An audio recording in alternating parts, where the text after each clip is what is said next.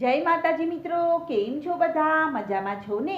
હું છું સોનલ. સ્વાગત છે તમારું આપણી યુટ્યુબ ચેનલ ચામુંડા સ્ટુડિયોઝમાં. મિત્રો, આજે હું તમારી માટે લઈને આવી છું અધિક મહિનામાં શ્રાવણ માસમાં સુદ પક્ષની પુરુષોત્તમ માસની કથા અને અધ્યાય છઠ્ઠો. તો ચાલો આપણે સાંભળીએ અધ્યાય છઠ્ઠો. સોનકાદી મુનિઓએ સૂત પુરાણીને પૂછ્યું કે ગૌલોકમાં ગયા પછી મલમાસનું શું થયું તે કથા અમને કહો.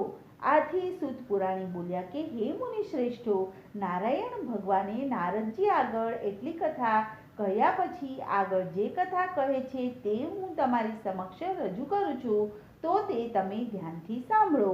શ્રી નારાયણ ભગવાન નારદજીને ઉદ્દેશીને બોલ્યા કે ગૌલોકની વચ્ચે શ્રી કૃષ્ણનું રમણીય મંદિર છે. તે મણિ અને રત્નોથી જડેલ છે.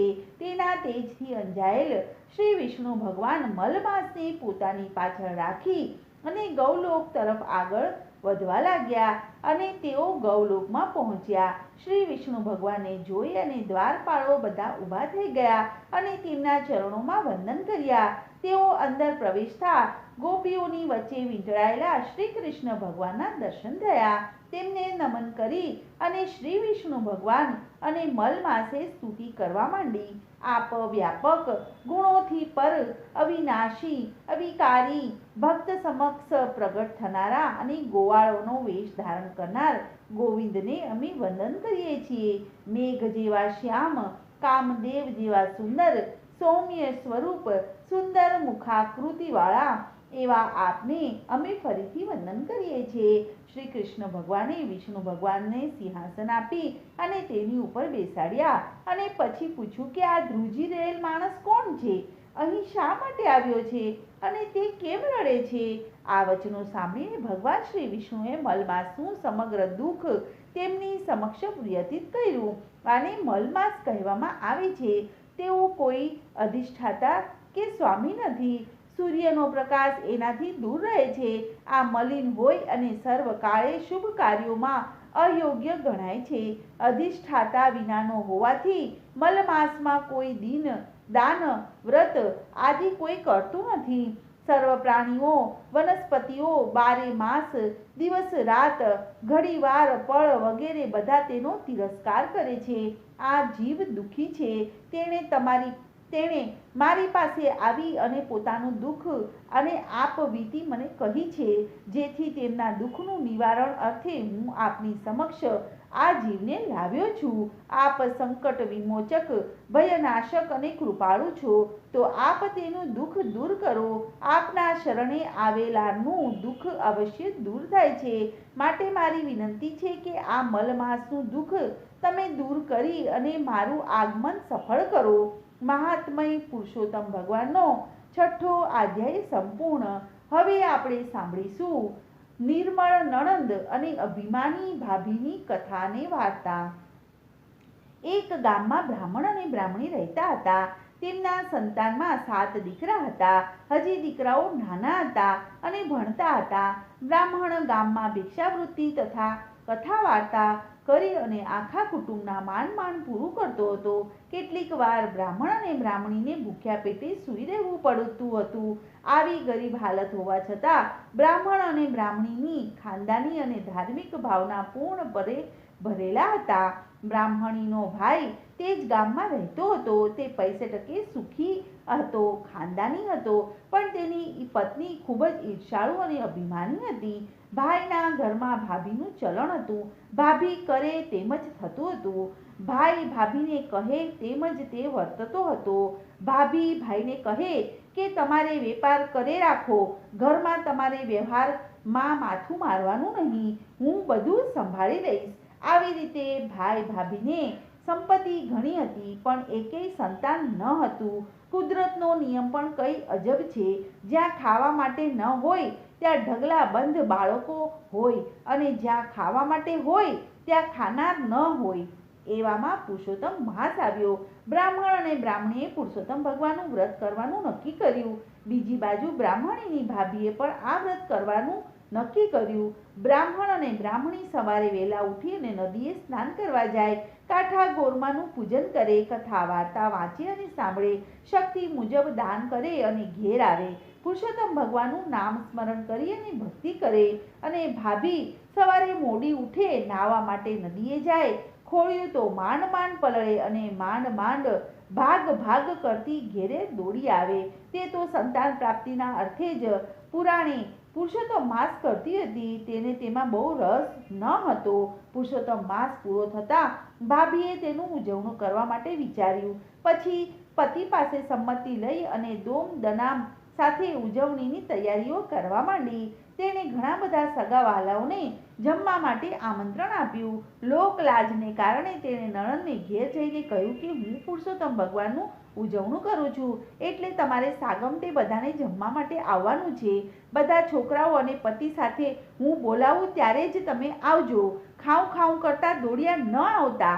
સૌ જમી રહે પછી હું તમને બોલાવવા આવીશ. આટલું કહી અને ભાભી ચાલી ગઈ. બ્રાહ્મણીને તેના ભાભીના વેણ સાંભળી અને ઓછું આવી ગયું. તેની આંખમાં જળજળિયા આવી ગયા. તેણે ધીમે રહી અને આંખો લૂસી નાખી, કેમ કે છોકરાઓ પાસે ઊભા હતા અને હરખ ગેલા થઈ ગયા હતા.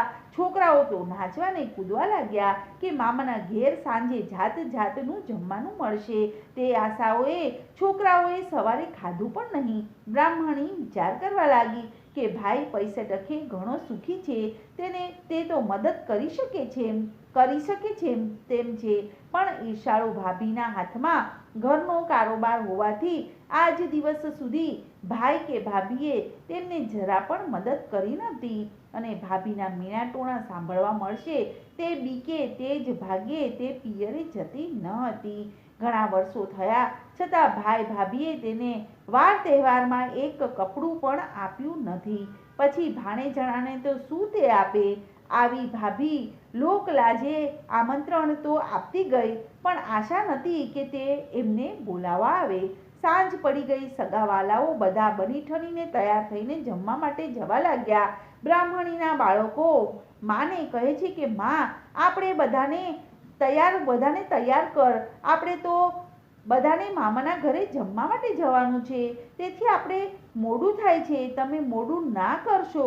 સવારના ભૂખ્યા છોકરાઓને બ્રાહ્મણી માંડ માંડ સમજાવીને શાંત રાખતી હતી.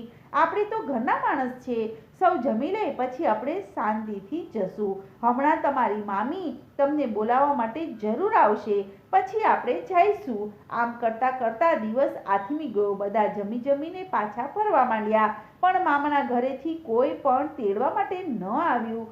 છોકરાઓ તો ધમપછાડા કરતા સૂઈ ગયા. ત્યારે બ્રાહ્મણોનો જીવ કકળવા લાગ્યો. હું કેવી અભાગણી છે કે મારા ભાઈને ત્યાં આખું ગામ જમ્યું, જ્યારે મારા છોકરાઓ ભૂખ્યા રહી ગયા. છોકરાઓ સવારે મને પૂછશે તો હું એને શું જવાબ આપીશ? ભૂખ્યા પેટે સૂઈ ગયેલા છોકરાઓને સવારે કંઈક ખાવા માટે આપવું પડશે. તો લાવ, હું ભાઈના ઘેર જાઉં અને ભાઈના ઘરની બહાર પતરાળા પડ્યા હશે તેમાંથી કંઈક લેતી આવું. આમ વિચારીને તે ભાઈના ઘર તરફ જવા લાગી. ભાઈના ઘેર જઈને જોયું તો ઘરમાં મંગળ ગીતો ગવાય છે, આનંદ મસ્તી થાય છે, વાતોના તડાકા ચાલી રહ્યા છે. બ્રાહ્મણી ધીમા પગલે પતરાળાના ઢગલા પાસે ગઈ અને આત્મા ઘણો કકળે છે. પતરાળા લેવાનું દિલ થતું નથી, પણ ભૂખ્યા સૂતેલા છોકરાઓને પટાવવા માટે તેને આ બધું કરવું પડે છે. તેણે સાડલાના છેડે થોડાક પતરાળા બાંધી લીધા અને ગુપચૂપ ત્યાંથી પાછી ફરી.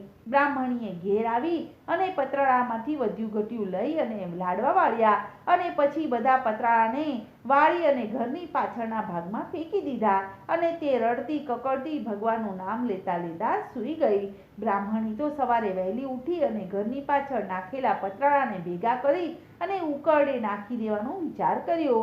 જ્યાં પતરાળા તરફ નજર કરી ત્યાં તો બધાએ પતરાળા સોનાના થઈ ગયેલા હતા. આ જોઈને બહેન તો આભી જ બની ગઈ. તેણે તો બે હાથ જોડી અને પુરુષોત્તમ ભગવાનને નમન કર્યા. તેણે તરત જ પતિને પાસે જઈ અને તેમને જગાડ્યા અને બધી વાત કરી. બ્રાહ્મણ અને બ્રાહ્મણી પુરુષોત્તમ ભગવાનની કૃપા માની અને આનંદિત થઈ ગયા. બ્રાહ્મણ બોલ્યો કે ભગવાન પુરુષોત્તમનું વ્રત આપણને ફળ્યું છે. તેમણે આપણી ગરીબી જોઈ અને આપણો ઉદ્ધાર કર્યો છે. ત્યારે બ્રાહ્મણી બોલી કે તમે આ લાલચમાં નહીં પડો. આ પતરાળા આપણા નથી, મારા ભાઈના છે. જે વસ્તુ જેની હોય તેને જ પાછી સોંપી દેવી જોઈએ. તેમાં જ પ્રભુ રાજી હોય. બ્રાહ્મણ ગરીબ હતો પણ ધર્મના માર્ગે ચાલનાર હતો. તેને પત્નીની વાત સાચી લાગી. તેણે પત્નીને કહ્યું કે તું જે કહે છે તે બરાબર છે. આપણે લાલચમાં આવી અને આ પતરાળા આપણે ત્યાં ન રાખવા જોઈએ. તું આ સોનાના પતરાળા તારા ભાઈને ત્યાં આપી આવ. અગર તારા ભાઈને અહીં બોલાવી લાવ અને તું એને પાછા આપી દે.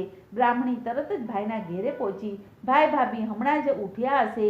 બહેનને આવેલી જોઈ અને ભાઈ બહાર આવ્યો એટલે બહેને ધીમા સાથે કહ્યું કે ભાઈ, મારે તમારું થોડુંક જરૂરી કામ છે એટલે મારી સાથે ઘેર ચાલ ને. તો નણંદનો અવાજ સાંભળીને ભાભી તો ઘરમાંથી બહાર આવી. તેને લાગ્યું કે નણંદ નોતરું આપવા છતાં ભૂખી રાખી, તેથી તે ભાઈના કાન ભંભેડવા માટે આવી હશે.